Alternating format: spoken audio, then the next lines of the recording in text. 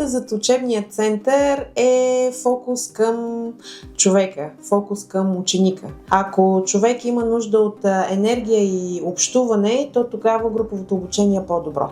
Ако има нужда бързо да постигне дадена цел, то тогава индивидуалното обучение е това, което той трябва да стартира. По-скоро може да се обединят под това, че се записват хора, на които езикът наистина им трябва и те осъзнават, че им трябва. Здравейте, приятели! Аз съм Стан от BG Voice UK. В днешният епизод на нашия първи подкаст специален гост ще бъде Лили от учебен център Ая Лондон. Здравей, Лили! Ще можеш да се представиш с няколко думи? Здравей, Стан! Изключително ми е приятно да бъда твой първи гост в подкаста на BG Voice. Благодаря ти първо за поканата и тази чест наистина да бъдем твои първи гости. Да започна с няколко въпроса, един от които е най-важният според мен. Как започна историята на сътрудничество? Историята на сътрудничество с Георги започна преди 2 години, когато той отправи предложение към мен да станем партньори в центъра. А как се срещнахте със създателя на учебния център? Всъщност, не точно се срещнахме, а по-скоро аз започнах да работя за центъра. Тъй като им търсеха учител по английски език, се свързаха с мен и след преминато интервю стартирах като учител в центъра. Значи всъщност първо си работила като учителка в учебния център? Точно така, да. Стартирах като учител. Каква е визията за учебния център? Какво ви обединява? Визията зад учебния център е фокус към човека, фокус към ученика.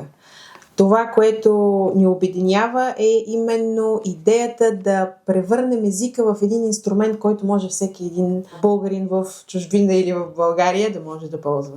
Ние говорим за центъра, който е в Лондон реално. Какви са всъщност вашите ученици, студенти?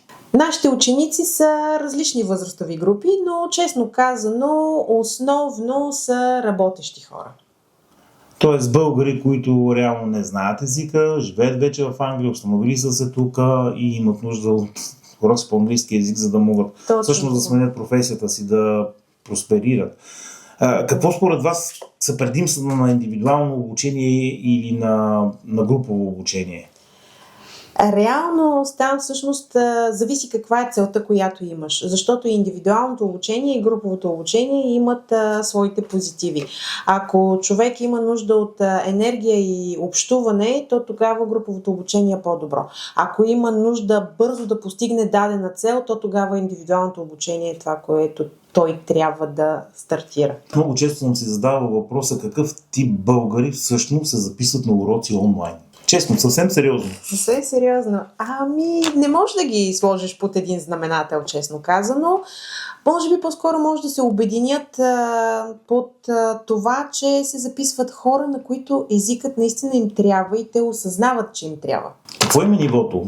Тоест, твърде зле ли е или е много зле или идват хора, които са доста по-напреднени и просто трябва да правят граматически нещата? Честно да ти кажа, всъщност по-голяма част от хората започват от нулата. Всъщност мен много ме радва, защото хората са поели този риск да отидат в чужда държава, виждат, че езика им трябва и въпреки всичко първо са дошли тук и тогава стартират с своето обучение.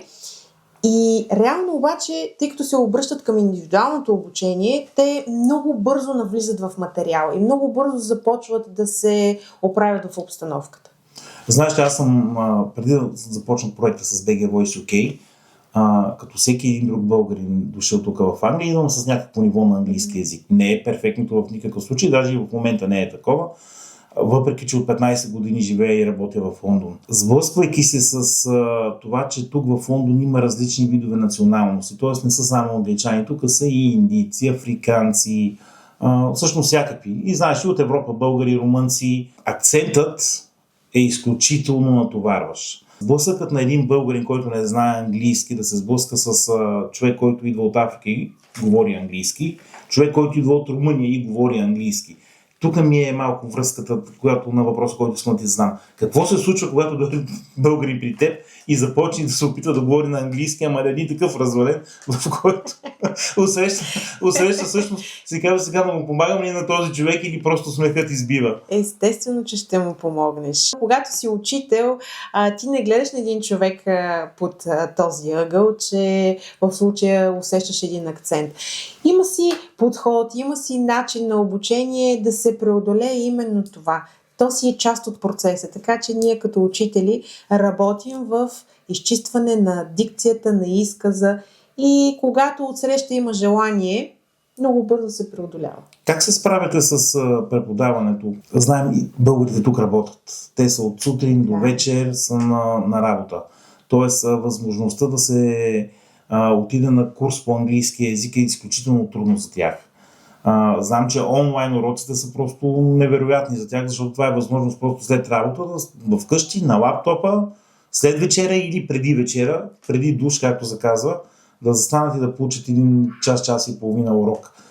Това ли е най-лесният начин? Всъщност, мисля, че наистина е най-лесният начин, защото независимо дали става въпрос за уроци по езика, което центъра предлага, или какъвто и да е тип обучение, когато е онлайн, то е изключително времеспестяващо. Особено, знаеш, в Лондон се пътуваме понякога с часове, за да се стигне от една точка до друга точка и ако случайно работната позиция на човека е в някоя по-отдалечена част, ти знаеш, че една от професиите, която често тук българите започват да работят в сферата на почистването и там няма как реално да реагираш и да кажеш днеска ще взема някой по-близичък адрес. Така че онлайн обучението определено много им помага в този аспект да си спестят часове изморително пътуване. За кои е по-лесно, с жените или с мъжете? Зависи всъщност каква е целта на човека по-скоро, а не толкова дали е по-лесно с мъжете или с жените, тъй като ако ученика реши да се подготвя за изпит, там просто усилията са повече и съответно и ученика и учителя трябва да положат повече усилия. Тоест важна е мотивацията, най-вече мотивацията. Добре, когато някой просто звънне и зададе въпрос, обади се или изпрати съобщение, искам да започна курс, обаче се усети колебание в него. Как успявате всъщност да обясните на този човек, че курсът наистина ще му помогне и това ще подобри начинът на живот в Англия? Чрез просто един разговор. Когато подходиш човешки и зададеш правилните въпроси, наистина чисто и от сърце, то отсреща ти ще получиш и един честен отговор. И е добре да се остави на човека време да осмисли, че наистина езика е фактор, без който доста по-трудно, доста повече усилия ще му отнеме в данната ситуация, в която е, а именно живота в чужбина. Да, това със сигурност така. Аз даже имам една лична история, по ще ти я кажа, пък след това ще продължа с въпросите към теб. В една фирма работех като Waterproof Supervisor и беше чест за мен всъщност да съм такъв там, защото работех с българи, но възрастни българи, хора над 55 годишна възраст. За съжаление, те не говореха английски. Тоест комуникацията се случваше през мен, когато трябваше нещо да се извърши. И понякога е много сложно, защото когато дойде менеджер, който отговаря за обекта, и аз не съм на място и се зададат въпроси на тези хора, те не знаят как да отговорят. Тогава те остават с впечатлението, че тези хора дори не са разбрали как да си свършат работата. Аз мисля наистина, че уроците са нещо много важно. Да, ти даваш интересна гледна точка, че всъщност, когато си в тази ситуация, в която са били твоите колеги, се създава едно допълнително усещане при техните супервайзери и менеджери, че те нямат уменията. А в почти 100% от случаите българите са изключително умели и способни хора и те със сигурност могат да свършат това, за което са дошли. Абсолютно. И са, как да кажа, много по-добри от... не искам ли да кажа нещо лошо дали за румънци, поляци и така нататък, но в много от случаите са по-добри от тях. Единствената пречка е това, че не владеят английски език. Тоест тази врата за тях е затворена. Смятам, че нали, преподаването на тези уроци онлайн за тях е плюс. Стига да се запишат, разбира се. Да. Което е важно. Абсолютно. Нали, без да надигнат главата и да речат аз искам, няма как да стане. Anyway, когато се сблъскаш, както казах преди малко, с хора, които се колебаят да се запишат на уроците по английски език, има ли случаи, в които им давате пример с вече хора, които са минали през курса, изкарали са, успяли са да сменят работата, длъжността си? Да, в различните разговори със сигурност може да се засегне и тази тема, защото на база на това, че вече имаме стотици ученици минали през центъра, ние знаем голяма част от техните истории и със сигурност и при мен е имало някои ученика, които успяха да надградят себе си в професията и това им донесе доста добри дивиденти и финансови. Така че... А то всъщност това е изгодата. Т.е. като вложиш нали, 15-20 пауна на час, независимо нали, каква е цената, всъщност ти не влагаш пари на празно, ти ги влагаш в себе си. Това е най-невероятното нещо, което може да направи човек за себе си, че влагайки тези пари, той наистина, благодаря ти за израза, който използва, защото когато става въпрос за обучение и да развиеш себе си и уменията си, ти наистина влагаш в себе си и в това да станеш една по-добра версия на себе си. Да, това за съжаление, между другото аз пак ще го отличен опит, че говоря. Хората, българите специално, са доста и недоверчиви. И опитвайки се понякога да им помогнем, те си мислят, че да се опитваме да ги украдем. Реално българите са си такива. Не знам защо така е останало от миналото или поради някаква друга травма психическа, но то си е явно като българско едно Да, ние сме една степен по-предпазливи по-скоро. Бих казал доста предпазливи, но за сметка на това пък съм забелязал, че когато пък някой чуждин каже нещо и те са окей с това. Както и това е друга тема на разговор. Да караме да се замисля, защо наистина и аз съм го забелязала това нещо, че към чужденците имаме някакво уважение, така и някакъв поглед, сякаш са...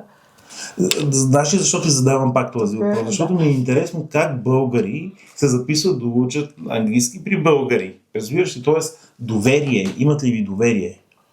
Или то се придобива с времето? Доверие определено смятам, че се придобива с времето, защото те просто избират на база на разговорите, които сме имали, те избират да опитат с центъра и след това наша е задачата да защитим това първоначално доверие, което те са проявили с желанието си да опитат уроци в нашия център.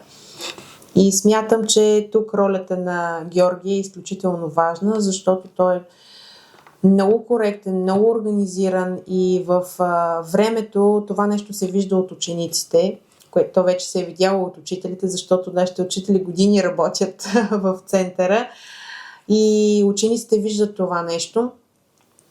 И това допринася всъщност до това да се затвърди доверието в центъра.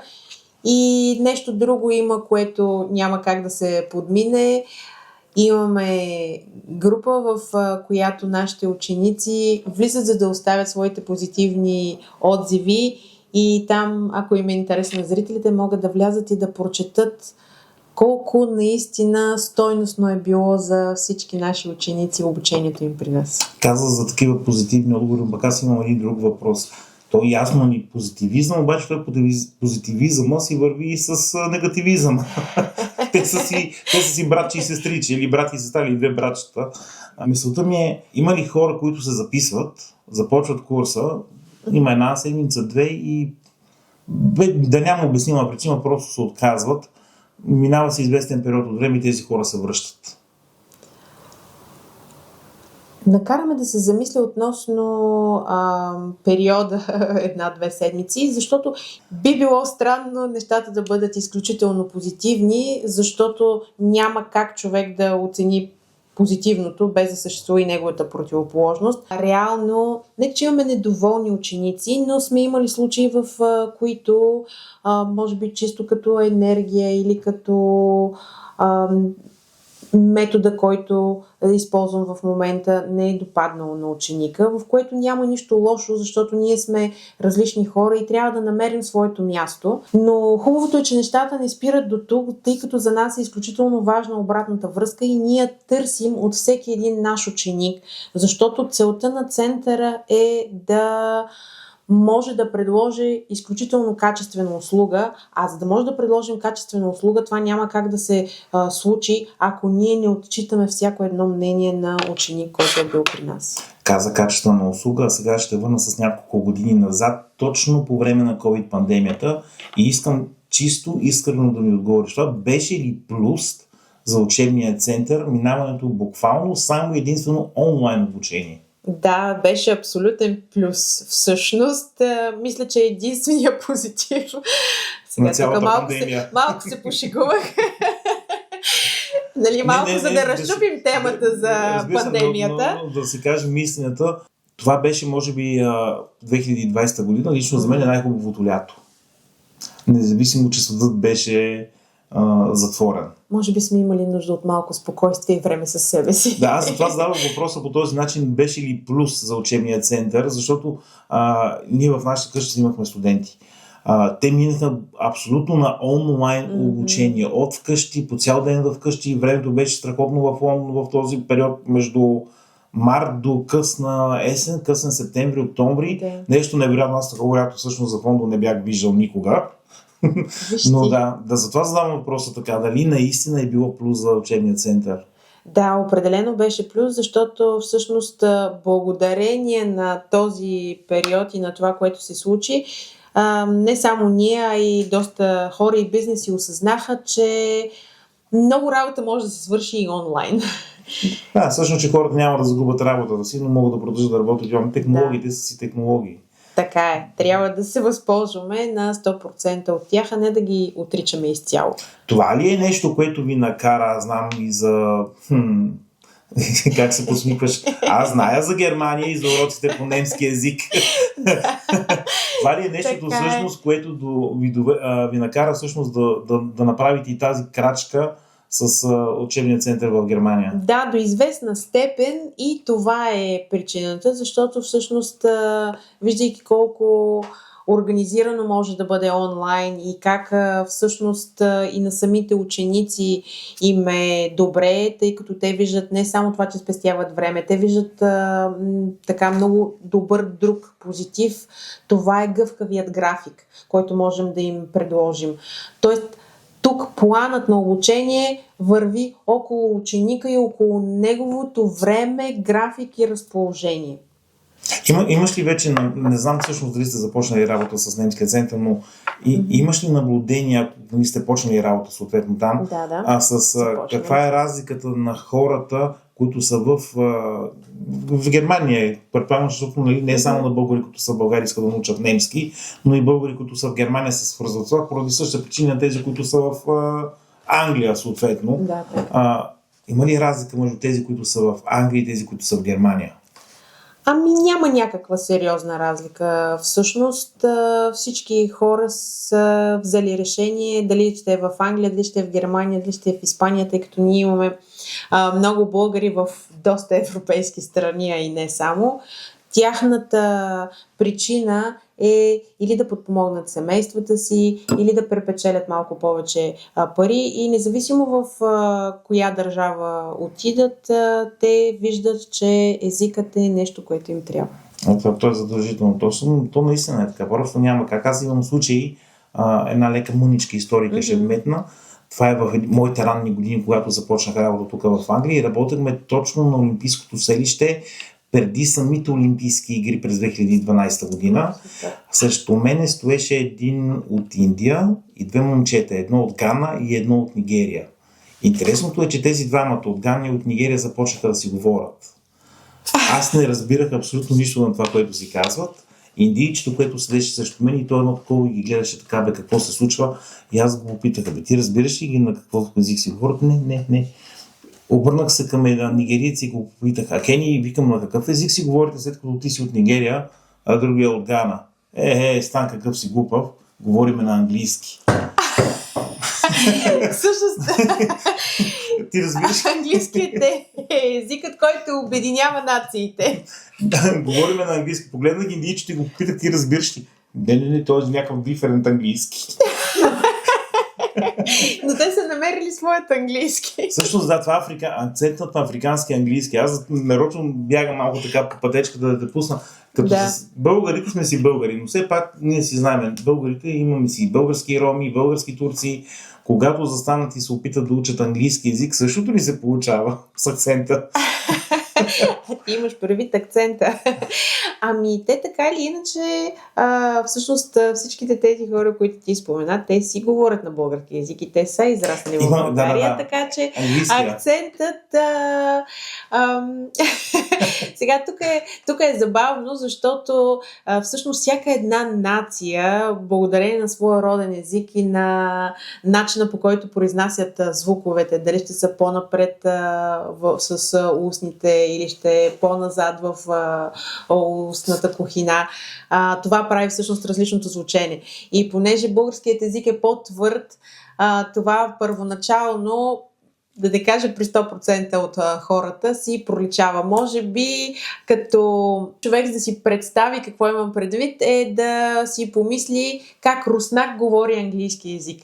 Винаги, когато чуеш човек от Русия, който говори английски език, няма как да не познаеш, че е от Русия, тъй като неговият роден език се прехвърля в изказа му на английски. Също се получава и с българите. Т.е. българската реч и начина, по който ние произнасяме звуците.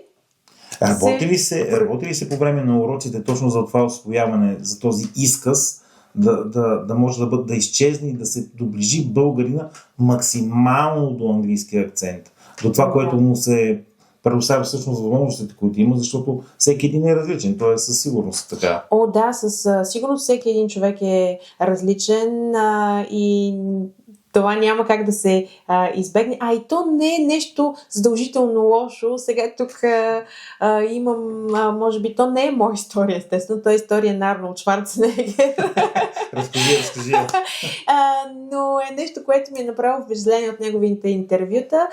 Съвсем накратичко той споделя, че когато заминава за Холивуд, започва да учи английски и започва да взима специални уроци за дикция, но тогава неговият преподавател му казва: защо го правиш това нещо? Ти имаш толкова характерен изказ и това всъщност те прави толкова уникален. И тогава всъщност Арнолд Шварценегер го послушва и остава с този свой така уникален акцент и докъде достига. Така че това го споделям от такава гледна точка, че човек не трябва да се съсредоточава толкова много в детайлите и да си казва: аз тук не го произнасям толкова добре или тази дума не ми се получава толкова добре. Всъщност, оставете вашата личност да изпъкне. Това ви прави уникални и това ви прави вие. Тук се сещам за едно интервю на Христо Тичков. Просто няма как, разбираш, измисъл каза за Арнолд Шварценегер, аз ще кажа за Стоичков. Добре. Мисля, че все още се въртат в YouTube и TikTok и навсякъде. Но да, абсолютно съм съгласен с това, където каза, че реално всъщност понякога е окей да си го имаме това, да си остава като наша лична черта в изказа на английски език. Да. С какво друго може да се похвали учебния център, Рая? Освен с стотиците ученици, които са минали вече през нашите обучения и истории на успех, които сме имали, можем да се похвалим в най-близко бъдеще и с допълнително разрастване на центъра, тъй като в момента създаваме общност, чиято цел е да събере на едно място абсолютно всичко, което ще му е нужно на един човек, когато става въпрос за обучението по английски или по немски език. Говориш за това, че учебен център Рая Лондон всъщност се разширява и в България, което е много странно. Бизнес започнал на 2500 км. Да, се прибира в родината. Много прав. Понякога неведоми са пътищата. Както има този израз. При нас се е получило по този начин. Стартирали сме от Лондон, минаваме през Германия и в крайна сметка кацаме в България. Това си точно, как да кажа, почваш, нали, отиваш някъде в чужбина, за да реализираш себе си и всъщност правиш един успешен бизнес, който реално не храни само тебе, но в течение на времето започва да храни много други семейства, защото усвоили са английски език, отворили са се други върти за тях и възможности. Тези същите хора, понеже ти каза малко по-рано в разговора, ни се връщат и оставят своите позитивни мнения и коментари. Има ли хора, които са изключително благодарни и с годините препращат и други хора към вас? Да, имаме доста такива случаи. Благодарите, че го отбеляза. Имаме доста такива случаи, в които приятели препоръчват на свои приятели, защото са много доволни. Понякога препоръчват определен учител, който на тях им е направил впечатление. И имаме роднини, които стартират след това, защото ти знаеш, че понякога се случва в Англия специално, не само в Англия, когато дойде един член на семейството, често успява да изтегли другите членове на семейството и те съответно също е добре да започнат да учат езика, за да могат да се оправят в държавата по много по-лесен начин. Ние българите сме много добри в това да се оправяме по принцип в различни ситуации, колкото и трудни да са те. И все пак е добре да осъзнаем, че за да може да се случат по-лесно нещата, е хубаво да знаем езика на държавата. Ще да, например, една касиерка, да речем Lidl в Лондон, предполагам и в Tesco, поне за Tesco съм 100% сигурен, че зная. Говориме за заплата преди около 6-7 години. Нали? Тогава имам човек, който просто беше споделил. Изкарваха около 3500 паунда. Нали? Това обаче, за да си зад каста, трябва да знаеш английски език. Да. Той зад каста не може да си с т.е. няма как. А пък една чистачка се отбива от работа, българка чистачка се отбива от работа, за да ги докара до 2000 паунда на месец. В най-добрия случай. Работата ти започва от 7:30-8 и може да приключи в същия часови пояс вечерта 7:30-8. Тоест пребита от работа, пречукана и всичко е това, защото не знае английски език. А пък, да речем, в България е била най-малкото, може би, преподавателка по български език и литература, но за съжаление не знае английски език. Но обстоятелствата са такива, били, че е пратена тук. Има ли такива? Защото не е само хора от средната класа, пресигащи тук имаме българи, които са завършили медицина, медицински сестри, със сигурност инженери, но просто това, че не знаят езика, ги карат да работят неща, които всъщност не биха работили в България. Имате ли такива студенти? Да, имаме такива студенти и имаме студенти, които са осъзнали, че всъщност езика е единствената бариера, която стои между тях и работата, която наистина искат да вършат. И след като напреднат в материала, стигнат до определено ниво, всъщност успяват да вземат и професионална квалификация. Ти знаеш, че тук има такава възможност. И да започнат да работят нещо, което е изключително близко до техните първоначални умения. Имаме всъщност и сега, като спомена медицински сестри, имаме и много ученички, които са, защото по принцип медицинските сестри, няма какво да се лъжим, се работи основно от жени, така че имаме много ученички, които са преминали през нашият център, именно с тази идея да надградят себе си в професията, защото всяко едно ниво там в иерархията им носи много по-добро заплащане и много по-добри условия на труд. Определено английски език е нещо, което отваря, поне в Англия и в България всъщност, защото много кол-центрове в България са с английски език и немски, което всъщност за вас е плюс, че ще има кадри, които трябва да бъдат обучавани. Винаги има кадри, които може да бъдат обучени. Това е задължително. Окей, Лили, имам един Последен въпрос към тебе. Какво би казала на бъдещите студенти в учебния център? Или на хората, които те първа се колебаят да се запишат? Защо трябва да се запишат и защо трябва да дойдат при вас? Какво бих им казала? Бих им казала, действайте. Защото когато човек иска да успее, когато човек иска да постигне някаква своя цел, той трябва наистина да е много устремен към това нещо и да мисли трезво какви са факторите, които ще му помогнат, за да осъществи своята цел или мечта. Много добри и силни думи. Имам и аз да кажа нещо финално. Пожелавам на учебния център да се развива по този начин, който го прави до момента, защото въпреки, че Брекзит мина, Англия вече е на съвсем различна пътека от Европейския съюз, въпреки промените, които се случват в Великобритания и че няма българи, които идват насам, всъщност идват, страшно много са, страшно много българи имат нужда все още от помощ. Да не се колебайте, просто се свържете с учебния център и намерете начин да развиете езика си. Прекрасни финални думи. Благодаря ти.